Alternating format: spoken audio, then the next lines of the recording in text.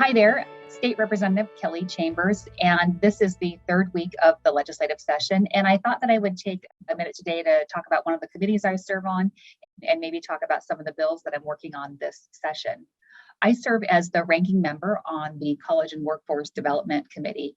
And so we are working with all of the higher ed institutions in Washington State, which is the state universities, private schools, everything from your community and technical colleges to your truck driver training schools.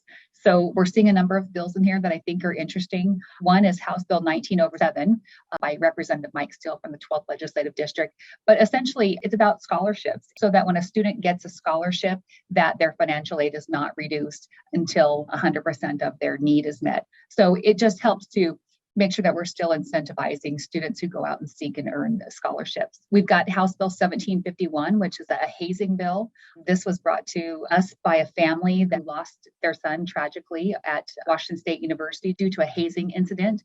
And it really just sheds some light on that practice, provides some training for staff members, some accountability with reporting, and some transparency to students and family that are looking into where to choose to go to school and what sort of hazing incidents might have happened previously at those schools. The thing that I really want people to understand about higher education in Washington is there's lots of opportunities out there, lots of pathways for people to pursue careers. And quite frankly, there's a lot of resources that are being underutilized. So I'm looking at FAFSA completion rates. At the beginning of the year, people are starting to do their taxes for last year.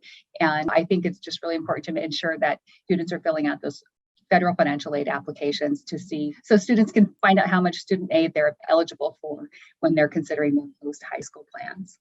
Outside of college and workforce, another area that I've been working on is behavioral health. And I introduced this bill 2 years ago, but last year, with COVID, these types of bills were not given a hearing. So I'm really glad that it finally is scheduled for a hearing this year, but it's House Bill 1286. It's the Psychology Compact. And what a compact is basically an agreement between Washington and other states. If you have a license in one state, that you can use that license in Washington and vice versa.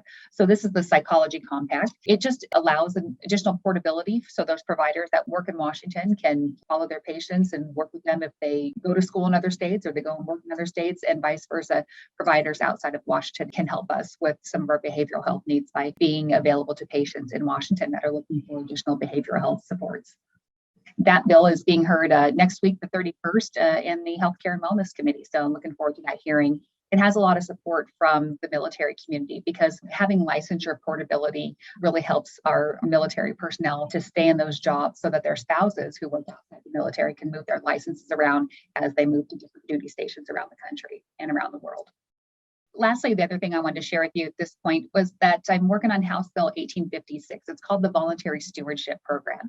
And voluntary stewardship was something that the legislature enacted about 10 years ago, and it was done on a county by county basis. Counties could opt into this voluntary program for land management and stewardship. And at the time, there wasn't really a clear consensus about how well this works.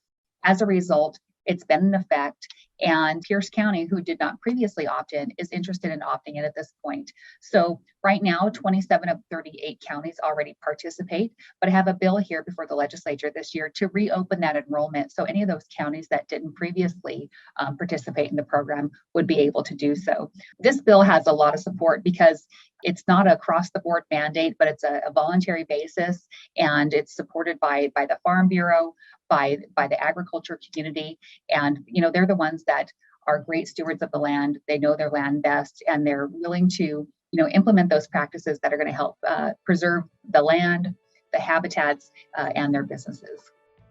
This is week 3 and just a few of the bills that I'm working on. Just want to keep you informed. Again, I appreciate reaching out. I appreciate the calls or the emails that you've sent over. I encourage you to continue participating in the process by weighing in on bills that are being heard in committee. And I look forward to connecting with you again soon.